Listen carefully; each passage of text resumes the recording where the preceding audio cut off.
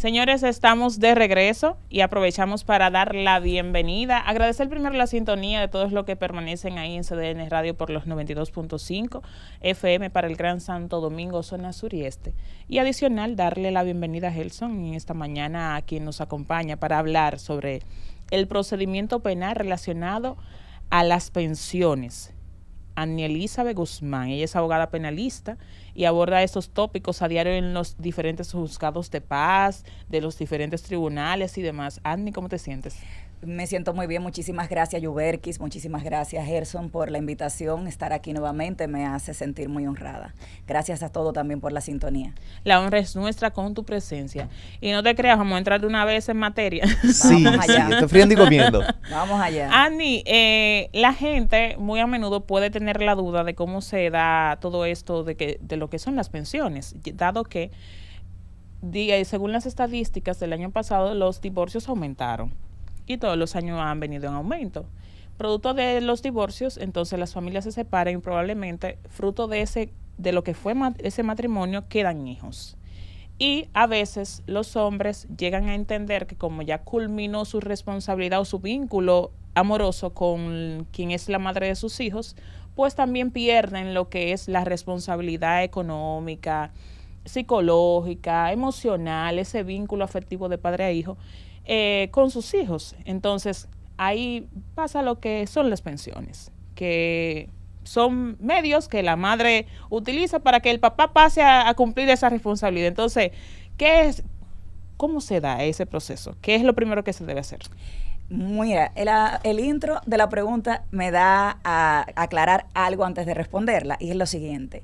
Realmente nosotros, y eso es un mensaje que siempre digo, tenemos que normalizar el proceso de fijación de la pensión cuando se dan los casos de divorcio. O sea, no porque el padre o la madre terminen en malos términos se debe de hacer el procedimiento de fijación de pensiones. Porque, por ejemplo, sucede, y por eso es que es importante el intro, porque cuando nosotros tenemos procesos de pensión, por lo regular es porque se ha intentado por la vía amigable de llegar a un acuerdo, y puede que ese proceso de divorcio o de separación, en los casos en donde no existe como tal un vínculo matrimonial, sino más bien quizá una unión libre o una relación extramatrimonial que muchas veces da a luz a un niño. Entonces, cuando esos temas suceden, el bien superior del niño es que el niño tenga su alimentación asegurada. Y su alimentación asegurada solamente puede suceder con la disposición judicial. Esto es que si, por ejemplo, llegamos a un acuerdo, que es uno de los pasos de uno de los procedimientos, en donde, por ejemplo, nosotros podemos llegar a un acuerdo con la pareja y decirle, vamos a hacer este acuerdo en donde me vas a fijar esto de pensión, ya sea en el divorcio, si es un divorcio de mutuo acuerdo, por el acto de estipulación y convenciones, se puede perfectamente, o en el divorcio por incompatibilidad de caracteres, en el caso que el juez así lo dispone. Pero esto ya queda mediante sentencia. Es la única manera en donde usted entonces posteriormente, como me dicen muchas madres, que es la mayoría, no es porque solamente las madres tengan la guarda, que también eso es otro tema que tenemos que normalizar, no porque solamente las madres tengan la guarda, dicen que entonces, ¿qué hago con lo que me ha dejado de pagar? Si usted no tiene una sentencia, ya sea homologada o ya sea por un proceso contencioso, pues lamentablemente el juez no, por lo regular, no va a valorar esos gastos atrasados, porque el Estado solamente entra a regular esto cuando ya hay una posición judicial respecto de esa situación. Entonces, ¿cómo empezamos? Empezamos así, o por un acuerdo entre las partes en donde disponen cómo se van a llevar a cabo esos gastos del menor, cómo se van a llevar a cabo esos pagos, esas cuotas, en qué fechas, y entonces se lleva al tribunal, que es el competente, el juzgado de paz más cercano al domicilio del menor, de quien detente la guarda, de hecho o de derecho, porque solamente quien detenta la guarda de hecho o de derecho es el que puede pedir la pensión. Entonces, una vez homologado este acuerdo, ya esa sentencia es ejecutoria, y eso lo vamos a aclarar más tarde. Esa sentencia, en cualquier momento, de acuerdo a las capacidades económicas del alimentante y de acuerdo a la condición de vida del menor, también puede ser modificada en cualquier momento. Y la otra parte, que es la contenciosa, que es cuando esa persona no se pueden poner de acuerdo y simplemente ir y homologar ese acuerdo frente a un juez, entonces empezamos por ese juzgado de paz que tiene una fiscalizadora o un fiscalizador ahí donde usted va, y mediante un formulario que usted llena muy sencillo para facilitarle todo el procedimiento que se puede llevar a cabo perfectamente sin abogado, no es la recomendación porque es un proceso muy técnico a pesar de lo simple que es, pero puede ir perfectamente, llenar su formulario y empezar ese procedimiento en el cual le van a dar un requerimiento de citación para que la otra parte comparezca y ahí también se puede agotar esta fase conciliatoria en donde posiblemente las dos partes digan, bueno, pues yo te ofrezco tanto y esa persona dice, bueno, pues lo acepto y entonces ahí es el fiscalizador o la fiscalizadora quien envía entonces esa acta de acuerdo ante la fiscalía para que el tribunal lo homologue. Si eso no se puede, entonces nos vamos a todo el proceso contencioso, que es el que se lleva a cabo ya con las pruebas y demás. Hacías referencia al inicio, que dentro del ámbito del público nuestro, no todos tienen, hay de todas, vamos a decir que de todos los estratos y de todas las clases. Quizás algunos puedan tener conocimientos técnicos, dominio de algunos puntos de derecho, pero otros no. Y es dos cosas. Tú hacías referencia a lo que tiene que ver con las guardas de derecho y guardas de hecho, para que la gente entienda qué son cada uno. Y lo otro es, hacías referencia también a lo que es pensión, vamos a decir, o régimen alimentario por personas que son casadas. Pero en los casos, por ejemplo, que son parejas convivientes, que tienen una relación, vamos a decir, que informar o producto de una relación consensual hubo un hijo y no están juntos, ¿cuál sería el proceso entonces en eso? Es el mismo, porque aquí no importa la pareja, el tipo de vínculo que exista, lo que importa es el niño o la niña. Entonces, independientemente si esa relación se dio de una manera en el espectro de un matrimonio o se dio fuera de él o en cualquier circunstancia, el legislador dijo, a mí no me interesa cómo ese niño llegó al mundo. A mí lo que me interesa es que ese niño tenga condiciones de vida aseguradas para que pueda recibir alimentos, educación, recreación, deporte y todo lo que contribuya a su desarrollo integral. Entonces, en ese sentido, no hay una discriminación de la norma para poder otorgarle el derecho a ese menor. Porque los niños, incluso en el caso del matrimonio, no se divorcian. Entonces, al legislador tampoco le importa cómo ustedes dividan los bienes para que entonces el niño reciba más o menos pensión, que es lo que muchas veces piensan. No, yo le dejé la casa. Entonces, ya con eso yo no voy a pagar pensión hasta que tenga 18 años. No, señor, porque los hijos no hacen parte de la partición. Entonces, ahí es donde viene la situación en donde realmente la guarda de hecho, ¿cuál sería? La guarda de hecho es, por ejemplo, en donde no se regula, porque ese es otro procedimiento que también tiene un proceso penal implícito, que es el proceso de guarda. Es el proceso de guarda que se hace también de manera contenciosa, de manera amigable. Que la guarda es quien se queda con los hijos. ¿Quién lo tiene? ¿Quién lo tiene? Que es quien lo tiene. Entonces usted me pregunta, ¿cuál es la guarda de hecho? La guarda de hecho es donde nosotros no hemos ido a ninguna parte, a nosotros no le hemos dirimido en ningún tribunal y simplemente yo me quedé con el niño y usted implícitamente aceptó que eso fuera así. Entonces mi pareja implícitamente dice, bueno, pues quédate tú con el niño o la niña y pues yo te voy a pasar una pensión, por ejemplo. Entonces ya yo tengo la guarda de hecho. Y si la guarda de derecho es cuando entonces no nos ponemos de acuerdo en ese aspecto, vamos a la Procuraduría de niños, niñas y adolescentes, empezamos un proceso de guarda donde también hay una fase conciliatoria. Si no nos ponemos de acuerdo, vamos para el tribunal y hacemos todo el procedimiento que eso conlleva. Entonces ya cuando haya una sentencia, ya yo tengo la guarda de derecho, que también es provisional. Yeah. Entonces, una vez se dé esa guarda, que al principio yo solamente ponía el ejemplo con lo normal que se da a diario, el hecho de que normalmente las madres son las que se quedan con los hijos, pero también puede suceder que sea el padre que se quede con los hijos.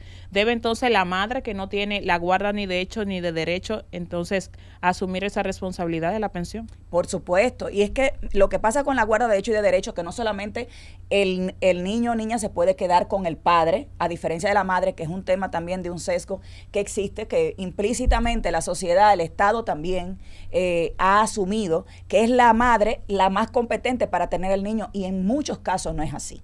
En muchos casos no es así. Sin embargo, si es el padre quien tiene el menor, es la madre quien debe dar la pensión. Pero sucede que también muchas veces tenemos la guarda de hecho o de derecho, la tienen los abuelos. Entonces, en ese caso, quien tendría que pagar la pensión, entonces son los padres a los abuelos. Entonces, todo va a depender, porque solamente, por eso dice el legislador, para quizá, lo digo quizá, poder tener mayor control de quién paga la pensión, es que quien tenga la guarda de hecho de derecho sea quien detente la pensión a quien se le requiera, porque no sabemos, el legislador no sabe quién se va a quedar con la tutela del niño. Hay condiciones, hay variables, hay diferentes casuísticas, entonces todo va a depender quién tenga la guarda del niño. Quien tenga la guarda del niño puede solicitar la pensión. Y una vez ya esa persona tiene la guarda, ¿cuál es el procedimiento que se da para acceder a esa pensión? Como te dije, primeramente se puede llegar por vía conciliatoria, ya sea ante la el fiscal que esté adscrito al juzgado de paz más cercano al domicilio del menor. A través de esa conciliación se puede llevar entonces ese acuerdo llegado en fiscalía ante el tribunal. Entonces el tribunal lo homologa. Ese es un procedimiento.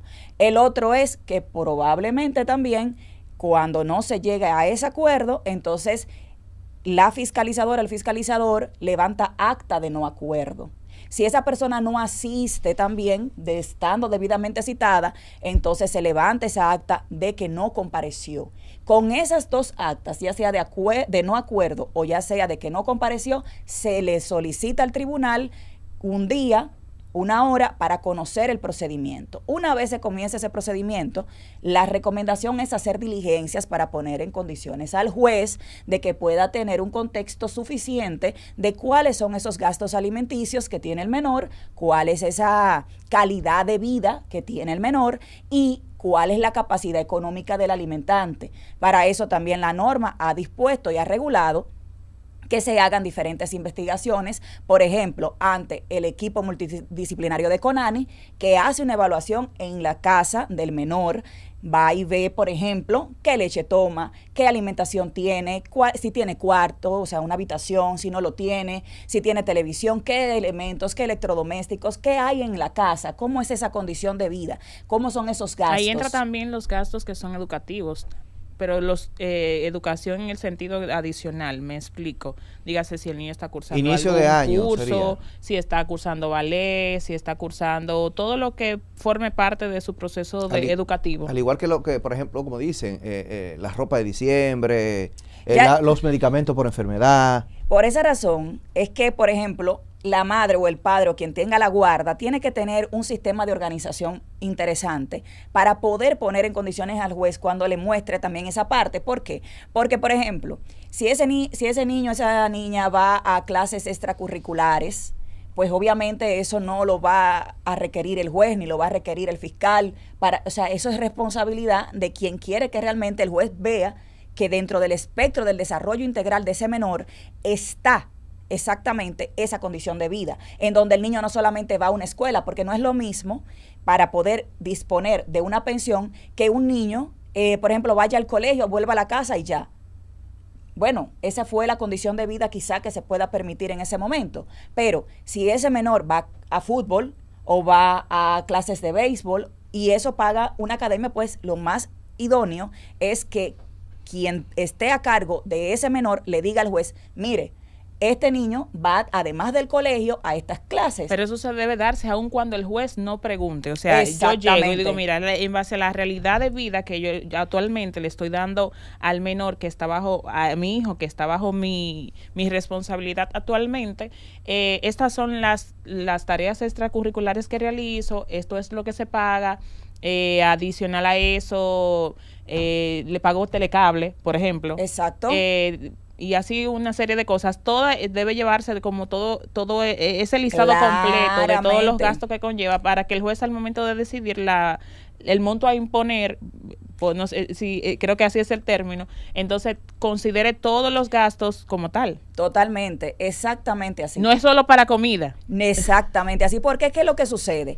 El juez es un tercero imparcial, él no está en la vida del menor, él no está en la vida de sus padres, él no conoce la capacidad económica del alimentante. Incluso es importante reseñar que hasta para las diligencias de investigación, aunque la norma dice que son de oficio, realmente el juez espera que sean las partes quienes lo soliciten para poder emitir esos oficios a las diferentes entidades que te pueden decir cuál es la capacidad económica de ese alimentante. ¿Por qué? Porque si, por ejemplo, muchas veces, y por eso es que hay personas que dicen, yo no voy porque me van a poner 5,000 pesos. Si el juez no tiene nada que valorar, la norma establece un monto razonable para eso, porque tú no le estás diciendo o es empresario o es asalariado, y si es asalariado, ¿cuánto detenta? O sea, no puedes dejarle todo el trabajo al tribunal. El tribunal tiene que tener condiciones para poder decir, bajo el principio de razonabilidad y de proporcionalidad, ok, este niño va a tantas tareas extracurriculares, este padre también tiene esta condición de vida. Entonces, con base en eso y ese principio, porque no hay una tabla, la gente pregunta, entonces hay una tabla. No, esa tabla, digamos, es subjetiva. Es subjetiva, por eso hay que tratar de siempre entregarle un expediente al tribunal que él pueda tomar de ahí cuánto monto imponer con base en esas dos realidades. Una realidad es la del menor y otra es la realidad, en este caso, por poner un ejemplo, del padre. Entonces, cuando se fusionan, va a tomar en consideración eso que bien dices. Va a tomar en condición que el menor gasta, por ejemplo, 5 pesos y el padre gana 20 pesos. Entonces, con base en eso, va a ser una sentencia que se ajuste a eso. Y en el caso, por ejemplo, de los padres que tienen un empleo informal, porque estamos hablando que para solicitar certificación tiene que ser formalizado, pero los que sean informales, los empleos que tienen, vamos a decir un echadía, qué sé yo, un mercader que tenga un hijo y le van a poner una pensión, ¿cómo se equilibra? O sea, ¿cómo sería entonces ahí para poder realizarlo? El legislador ha sido benévolo en cuanto a esa parte con el menor, porque ha dicho, si usted no trabaja, gana un salario mínimo. A mí no me interesa si realmente usted tiene ingresos o no tiene ingresos. Para mí, si usted me dice que no tiene ingresos, gana un salario mínimo. Entonces, partiendo de ahí, ya hay una realidad económica. No me interesa más. Ahora bien, si, como le dije anteriormente, como el guardián de ese menor, usted quiere garantizar que tenga una pensión acorde al ingreso de ese padre, porque me dicen, por ejemplo, algunas madres, no, pero es que él tiene un negocio, pero ese negocio es informal, pero es un colmado. Es un colmado en donde, si bien eso se está manejando, probablemente el ingreso mensual pase a ser mucho más que un sueldo mínimo. Pero lógicamente, entonces, pero usted como guardián de ese menor tiene la responsabilidad de poner ese juez en condiciones que también el legislador le permitió ser benévolo. ¿Cómo? Por todo medio de prueba. Entonces, si yo sé que esa persona tiene ese colmado, es mi responsabilidad, por decir un ejemplo, y esto es un tip muy importante, mandar un alguacil. Y decirle al alguacil, hazme una comprobación de que ese colmado es propiedad de esta persona. Párate ahí unos cuantos 15 o 20 minutos y ve más o menos el flujo de personas que hay ahí para que tú me digas a mí cuánto probablemente puede hacer eso. Es verdad, eso no es palabra de Dios, pero tú vas a tener un elemento en donde el juez puede decir, bueno, pues si él fue y entrevistó a esa persona y le dijo que ese colmado era suyo, le toma foto y el colmado está totalmente surtido, pues yo tengo un elemento razonable para entender que tú tienes cómo pagar una pensión más allá de un sueldo mínimo. Entonces, en base a lo que me plantea Sandy, podría ser que la gente desconozca realmente qué debe darse en estos procesos de pensiones y cómo recaudar todos los elementos suficientes para alcanzar una pensión digna, ya sea el padre que lo tenga, sea la abuela que la tenga, sea la tía que lo tenga. Entonces, en ese sentido, ¿debería la persona que tiene la tutela del menor, del hijo, asesorarse? ¿Cuál sería la vía legal para que ellos puedan asesorarse realmente y puedan comprender el proceso a fin de que iba a decir la pena por la costumbre, de que, sí, hay una pena de para que eso. El monto que imponga el tribunal sea ajuste a la realidad de ese hijo o hija? Claro que sí, pero mira, mencionaste una palabra importante y pensaste que no había una pena, y sí la hay. Sí bueno, hay. si vas a hablar de la pena, pues tenía una pregunta precisamente bueno, por la pena. Sí la hay, bueno, voy a preparar esa pregunta, pero con base en eso, esa es la realidad. Cuando nosotros estamos ante un proceso de pensión de alimentos, los responsables de que el juez tenga conocimiento de cuánto debe imponer es la persona que está haciendo esa demanda. Entonces, sí debe asesorarse. Sí debe asesorarse. El legislador ha sido benévolo en cuanto a eso porque él no quiere que haya una traba para que tú vayas a demandar el derecho de un hijo. Entonces, él te quitó esas trabas, es decir, obligatoriamente tienes que presentarte con un abogado o si demandas a alguien, esa persona está en indefensión porque no va con abogado. El legislador le quitó esa traba y le dijo, cualquiera de los dos que se presente sin abogado se escucha, se le sigue el proceso y no se me van a parar nadie esperando que llegue el abogado de ninguna de las partes.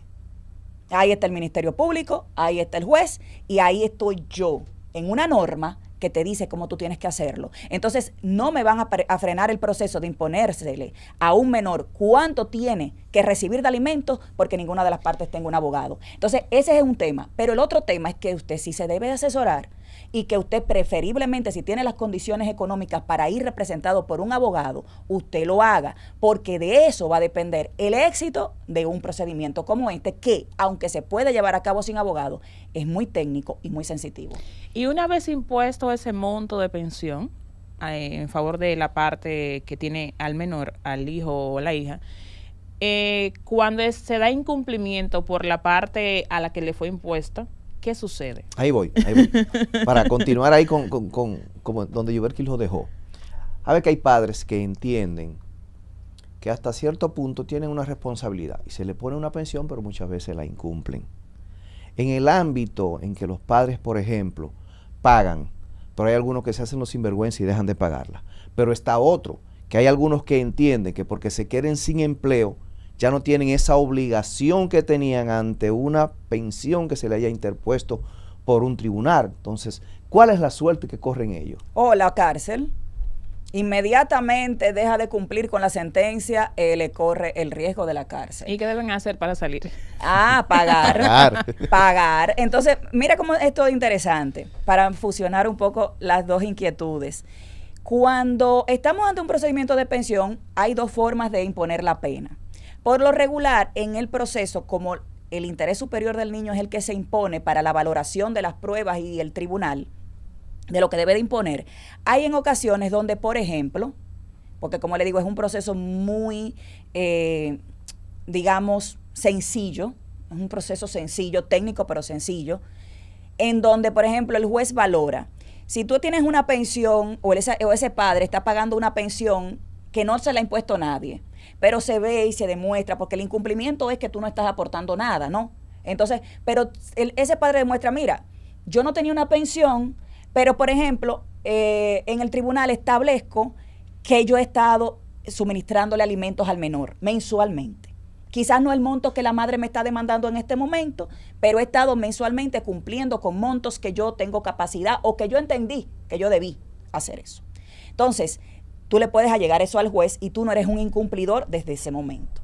Ahora bien, si en el marco del proceso no se ha aportado nada de eso y la madre dice, bueno, pero es que yo tengo 5 años, 1 año, 6 meses o el tiempo que sea sin recibir ni un peso de esta persona, ya de por sí se le puede solicitar al juez que en esa primera sentencia de fijación, mire, esta persona tiene riesgo de no cumplir con esta sentencia porque durante todo este tiempo ha evadido su responsabilidad. Si el juez así lo ve, si así lo entiende, entonces puede imponer en esa sentencia de fijación de por sí ya los 2 años de condena para asegurar que no se sustraiga de su obligación. Ahora bien, si el juez entiende que aunque no ha cumplido con la expectativa de vida que tiene quien demanda esa pensión, pero que sí ha cumplido, posiblemente solamente fija la pensión y no pone la condena. Y espera a que esa persona deje de cumplir con la condena para que entonces se solicite el incumplimiento. Y en el incumplimiento, que es otro procedimiento, entonces ahí sí le impone los 2 años de pensión. Esas son las dos maneras de poner los 2 años de pensión, que son 2 años de pensión, de 2 años de prisión correccionales. ¿Y esa prisión pasa a ser suspendida o realmente va a la cárcel la persona? Claro, esa prisión es en principio. Por ejemplo, cuando se fija la pensión, si se impone ahí mismo los 2 años de condena, es suspendida porque todavía no ha pasado el evento. O sea, el juez solamente está previniendo que no suceda. O en el caso, por ejemplo, del incumplimiento, cuando él impone, hay también un monto de todo lo que ha dejado de pagar desde que se impuso, se fijó la sentencia, se fijó el monto, todo lo que no puede demostrar que pagó, entonces saca esa cuenta y dice, usted debe tanto. Y se le imponen 2 años de pensión. El juez espera que después de que esa sentencia, si se da ahí, ya quedó notificada, pero también posteriormente por un tema procesal, uno se la notifica y en 10 días eso es ejecutorio, no obstante cualquier recurso. Usted se puede ir para apelación y usted puede ir a casación y esa sentencia sigue ahí y esos montos siguen corriendo y esa sentencia se puede ejecutar con la prisión. Entonces, ¿qué sucede ahí? Ya cuando tienes esa condena, eso es una orden de arresto implícita. Solamente que usted no puede ir a arrestar con esa sentencia. Usted tiene que ir donde el fiscal y decirle, mira, aquí está los 2 años de condena. Y con estos 2 años de condena, aún así, él no ha pagado. Esos 2 años de prisión son correccionales. ¿Por qué? Porque una vez esa persona es arrestada, si esa persona paga, ya puede irse para su casa. Entonces, ese es el procedimiento. O sea, inmediatamente están los 2 años de condena, inmediatamente esa persona sigue incumpliendo o no cumple, porque puede ser que sea una persona que a partir del incumplimiento no cumple.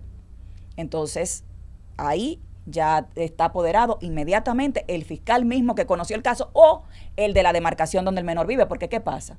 Muchas veces yo tengo una sentencia que se me dio en un juzgado de paz, pero yo no voy a vivir eternamente ahí porque esa casa no es propia. Me tuve que mudar. Entonces tendría que ir yo a ejecutar esa sentencia, es a la jurisdicción en donde vivo en ese momento. O sea, no estoy atado a llevar a cabo la ejecución de esa sentencia por el tribunal por el juzgado que me la emitió, no, sino siempre en el territorio donde vive el menor.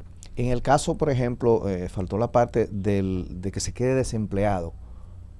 No importa. Siguen las obligaciones, tiene que seguir cumpliendo, o tiene esa persona que ir a notificar al tribunal, mira, tú me pusiste 15,000 de pensión, pero yo tenía un trabajo X, ahora yo no tengo un trabajo formal, tengo que chiripear. Entonces, el monto quizás que me puso el tribunal para esa época es muy excesivo para lo que yo hoy pudiera conseguir. ¿Qué tendría que hacer la persona en esa circunstancia? Eso es una pregunta muy interesante, porque esa situación es la que hace que toda sentencia de pensión sea provisional. Cuando nosotros, por ejemplo, tenemos una sentencia, o sea, una persona tiene una sentencia, queda desempleado, no es que de manera automática ya la pensión que está se quedó sin efecto, no. Esa persona, para poder cambiar eso, debe de hacer una demanda en reducción de pensión. Porque dice la norma que cuando las condiciones de vida del menor cambian y la capacidad del alimentante cambia, se puede pedir o el incremento o la reducción. Entonces, si el padre que se ve en esa circunstancia, en donde en un momento determinado era gerente de una empresa y tenía un sueldo de 100,000 pesos y de momento ya no tiene ese ingreso de los 100,000 pesos, sino que tiene un ingreso que es variable, que no se sabe, que es del día a día, tal vez como mucho en el mes tiene 20,000 pesos. Entonces tiene que realmente ir al tribunal y decirle al tribunal, mire, yo estoy demandando en reducción porque mi condición económica cambió. Ani, enriquecidos con toda esta información que nos ha dado en la mañana de hoy, lamentablemente tenemos que despedir este programa. Y rápido que pasó el tiempo. Agradecidos de toda esta información valiosa que nos ha traído a nosotros y a todos los que han mantenido, yo sé, la sintonía ahí en los 92.5 FM para el Gran Santo Domingo, zona sur y este. Llegamos al final y nos veremos en Gelson. Será pues entonces el próximo sábado, donde estaremos con una entrega más de su espacio La Voz de la Fiscalía. Continúen en sintonía con CDN Radio. Feliz resto del día. Por CDN 92.5 hemos presentado La Voz de la Fiscalía.